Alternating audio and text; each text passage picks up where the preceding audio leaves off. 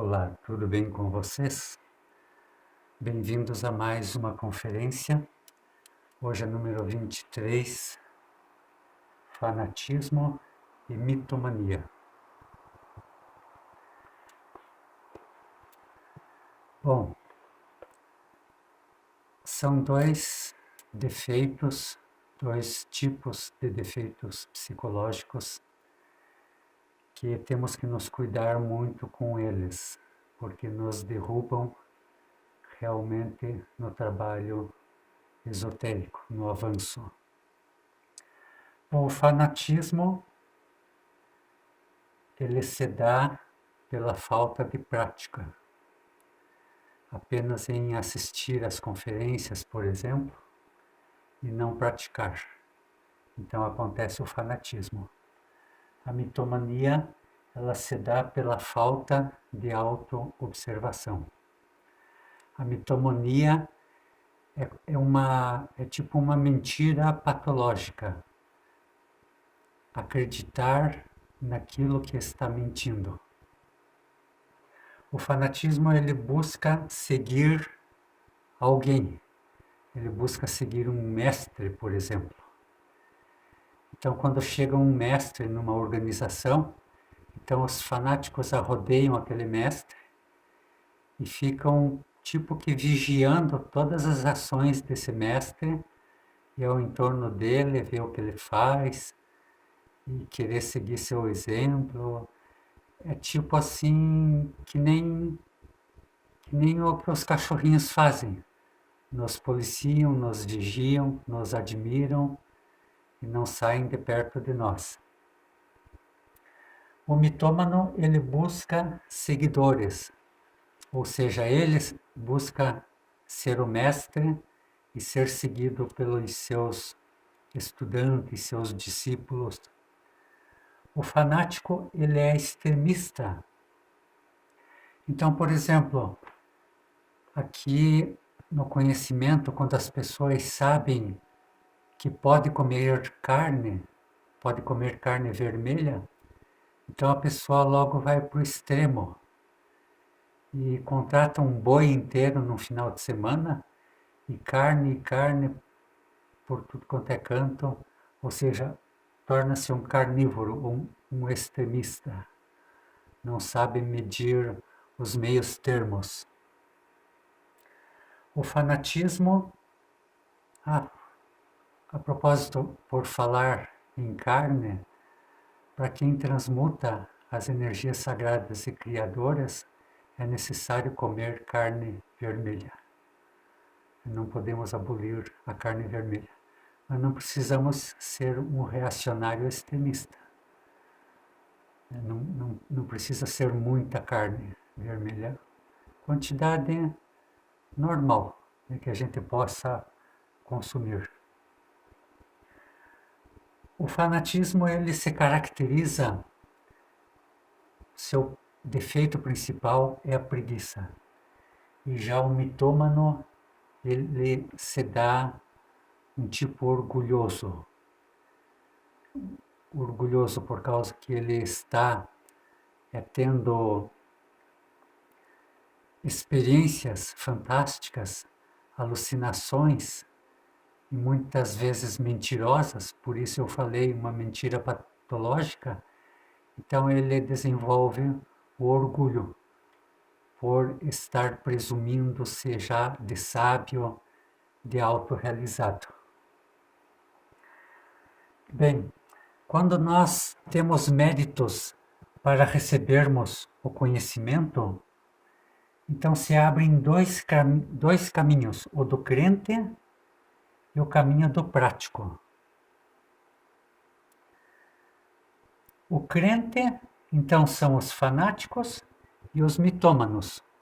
O mitômano até que ele pratica um pouco, tanto é que ele tem experiências fantásticas, então consegue alguma comprovação, alguma experiência através da prática. Mas depois que ele tem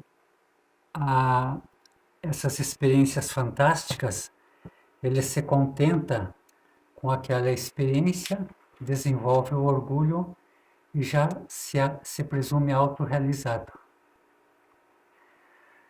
Tanto fanáticos como mitômanos, temos que eliminá-los de nossa psicologia para podermos avançar.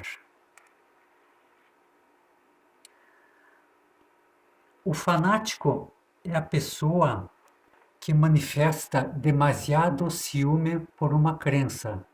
O fanatismo é uma enfermidade da mente. É pensar que somente por acreditar em algo já estamos salvos. Quando alguém recebe o conhecimento,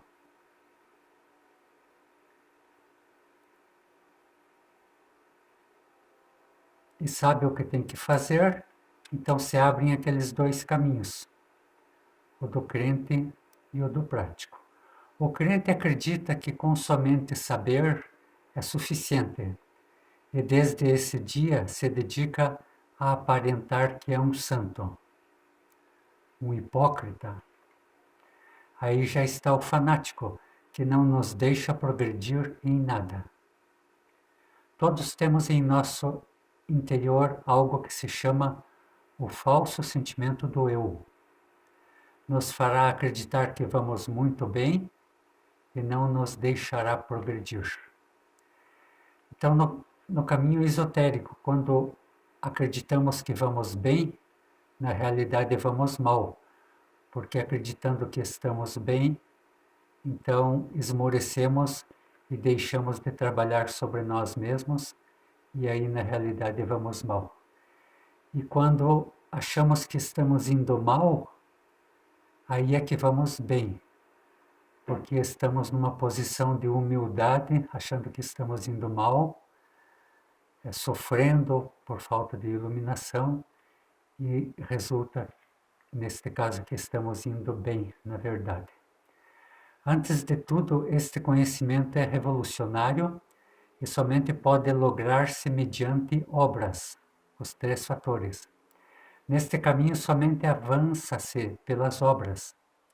Se não tem morte psicológica, se não há liberação da consciência, e se não se nasce sexualmente, não haverá corpos existenciais. Se não houver sacrifício pela humanidade, não haverá amor nem avanço. E se não se pratica, não se comprova.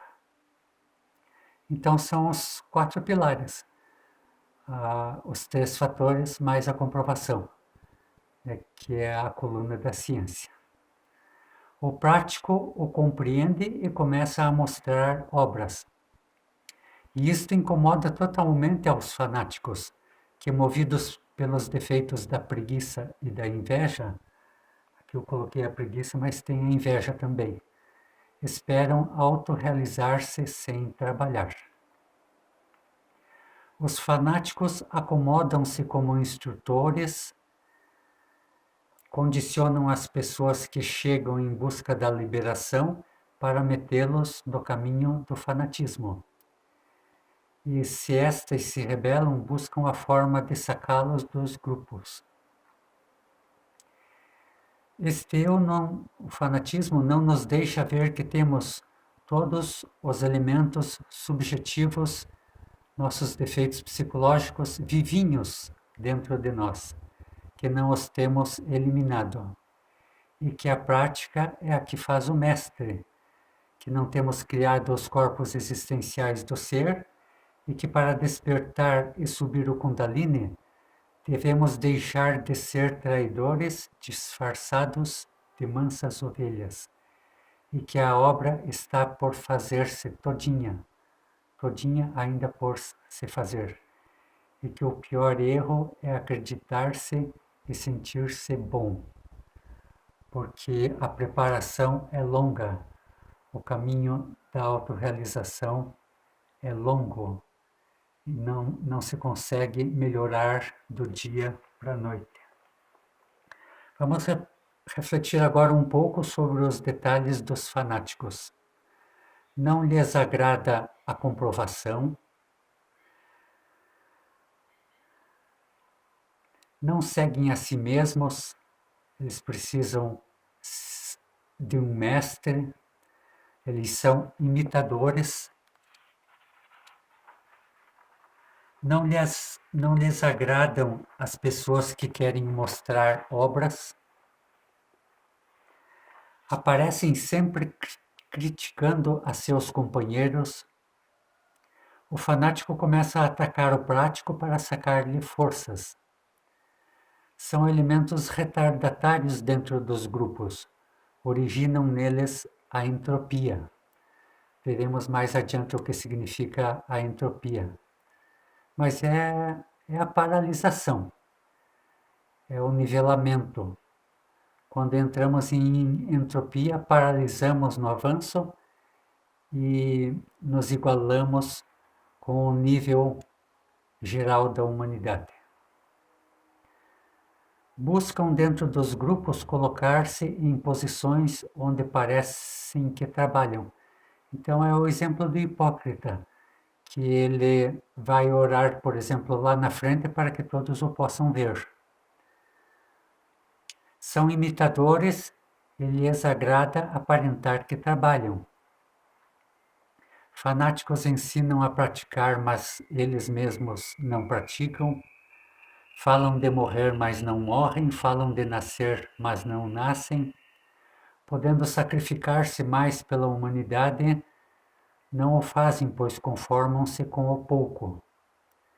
Acreditam que com o que sabem já estão a salvo. Acreditam que por estar no conhecimento já estão salvos. Sempre acreditam que vão muito bem. Acreditam que vão muito melhor que todos os demais. Se consideram os que mais sabem por estar tantos anos dentro do conhecimento, como se tempo fosse o que mudasse os níveis de ser. Mas não é o tempo que determina o nosso nível de ser. Também veremos mais adiante. Fanáticos seguem ao pé da letra os livros, leem muito. Até tem uma piadinha que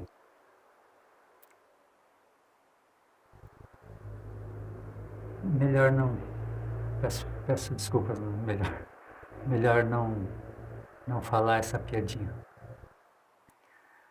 Olham aos demais como condenados porque não aceitam o conhecimento.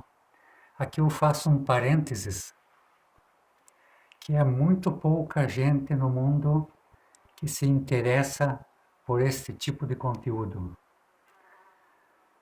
As pessoas, a maioria, não quer a autorrealização e temos que respeitar. É o livre-arbítrio de cada um. Se a pessoa não quer, não quer e pronto. Então, estão condenados quem não recebe o conhecimento? Não podemos condená-los, não sabemos, né, qual o destino de cada pessoa. Pode ser que mais tarde elas se interessem pelo conhecimento, num outro momento da humanidade. Tudo depende do nosso Dharma para recebermos o conhecimento e o amadurecimento da essência. Então não se pode forçar ninguém. Então a gente convida uma pessoa para vir para o conhecimento, daí vemos que ela não veio, então podemos relembrá-la, né, do convite que a gente fez. Se ela segue não vindo, aí fica por aí, não podemos insistir. Terceira vez já é insistência, não podemos insistir. Temos que respeitar o livre-arbítrio de cada um. Fanáticos são aficionados aos rituais que fazem parte da mística. E nas religiões se encontram muito a mística, a parte mística, os rituais, o misticismo. O nosso curso ele é revolucionário, não é místico, é revolucionário. Nos leva à revolução da consciência. Podemos assim dizer que muitas religiões são onde se concentram fanáticos. Infelizmente, isso se pode ver por aí. sempre estão dispostos a iniciar uma controvérsia, são intriguistas, lhes agrada discutir e debater, fazer fóruns de debates, participar de fóruns de debates. E esses fóruns de debates a gente sabe que levam a polêmicas. Tudo leva a polêmica. Qualquer coisa que a gente quer discutir na rua, tudo leva a polêmica. E ninguém arreda um passo daquilo que crê, daquele conceito que tem sobre determinada coisa. Então, vira polêmica que não termina nunca. Então, não adianta os debates, as polêmicas. O que mais resolve é a prática. Se creem em profetas e afirmam coisas que não comprovaram. Fanáticos vivem falando de tragédias e cataclismos. Nós aqui, às vezes, falamos das tragédias que se avizinham, mas fornecemos as técnicas para buscarmos o resgate. Então, só falar de tragédia e não oferecer os métodos para escaparmos das tragédias, então isso não se pode. São mete-medos. Dizem que o desdobramento astral a gente não deve fazer porque vai sair durante a noite e não volta mais. É totalmente infundado, pois nós estamos presos pelo cordão de prata, pelo fio de Antacarana. Toda noite, inconscientemente, a gente se desdobra e volta. Conscientemente, mesma coisa. Também estamos ligados ao cordão de Antacarana. São medos em relação ao despertar do fogo sagrado. Esse fogo sagrado vai te queimar tua coluna. Totalmente absurdo. Isso não acontece desde que pratiquemos as práticas corretas que aqui fornecemos. O que sim pode queimar condutos e nos impedir a autorrealização é o adultério, é a troca de casais, porque aí sim estão queimando condutos, porque um homem ele está magnetizado para uma mulher e vice-versa. Se ele faz troca de casais sem esperar um ano no mínimo, então aí realmente queimam-se condutos.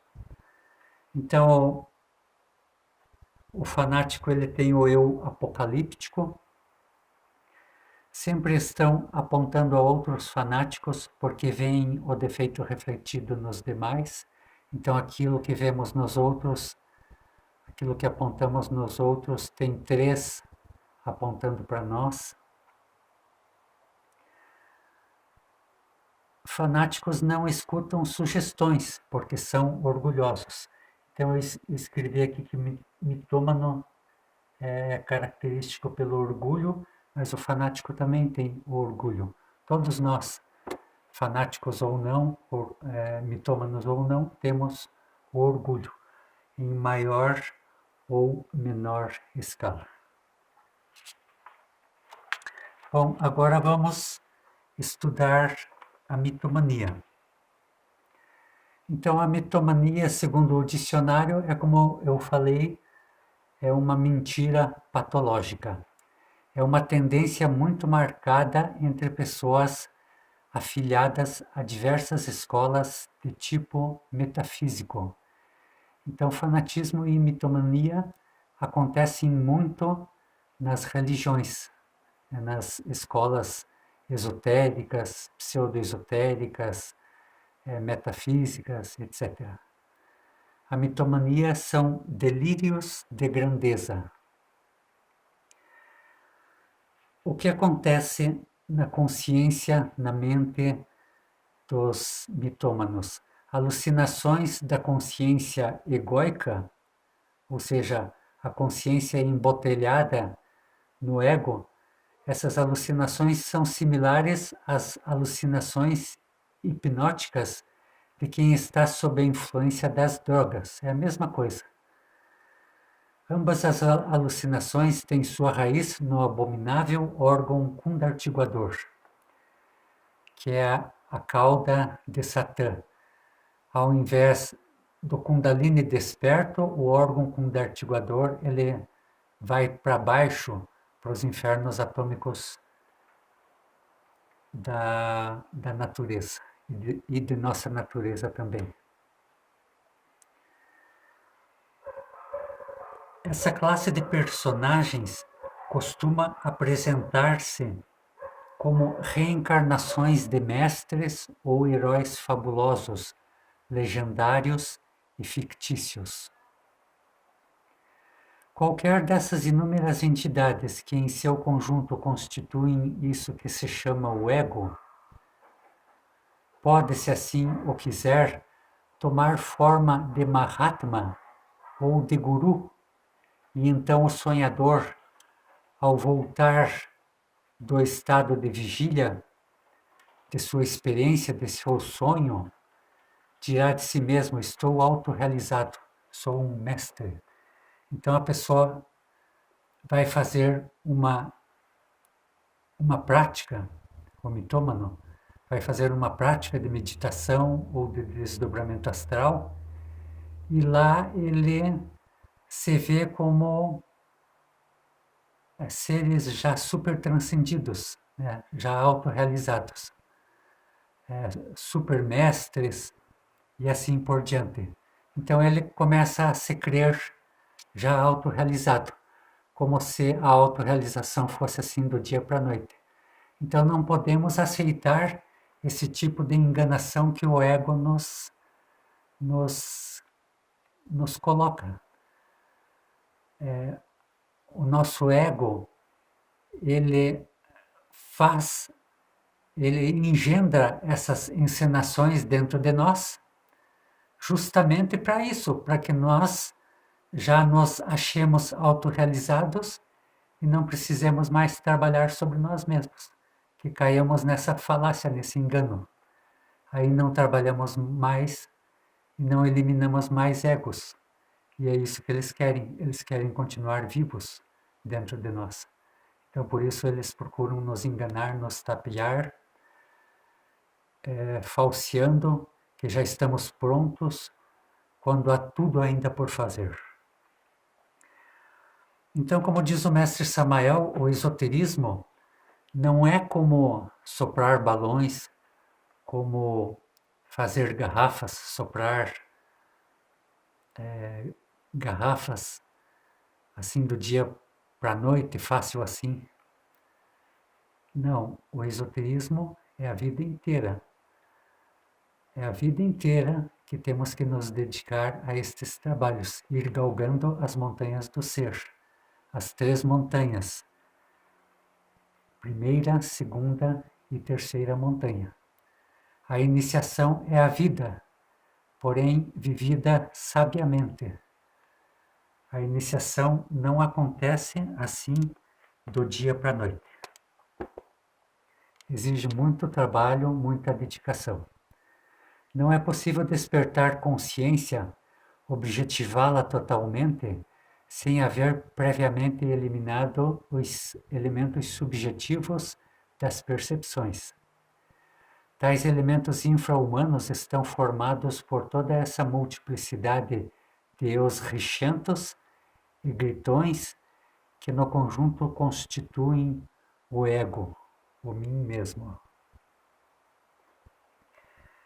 Então, quando a gente ouve falar em um iluminado, um mestre iluminado, é porque ele conseguiu eliminar de si todo o seu ego, conseguiu eliminar todo o seu fanatismo, toda a mitomania que nos tenta derrubar.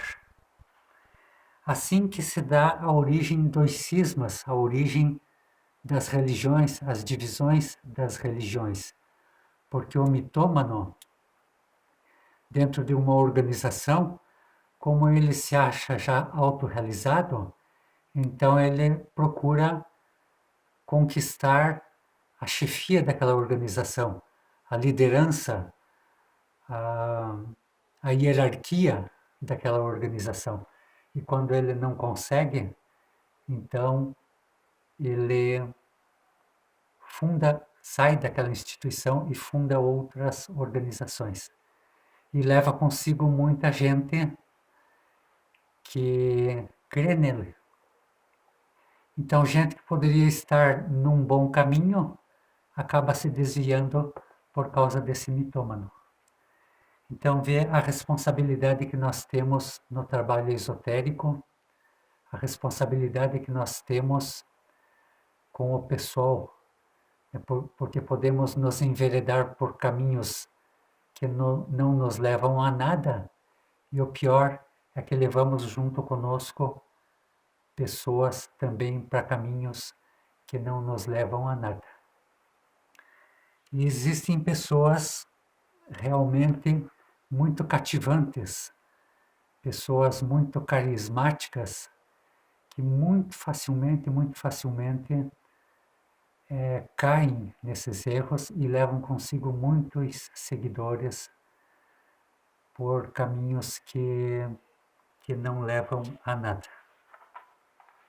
A essência engarrafada entre todas essas entidades subjetivas e incoerentes dorme profundamente. A aniquilação de cada uma dessas entidades infra-humanas é indispensável para liberar a essência. Somente emancipando a essência se consegue seu despertar. Então vem a iluminação. Então assim que surge um iluminado, um mestre iluminado, um iluminado na humanidade. É quando conseguiu eliminar tudo de si mesmo.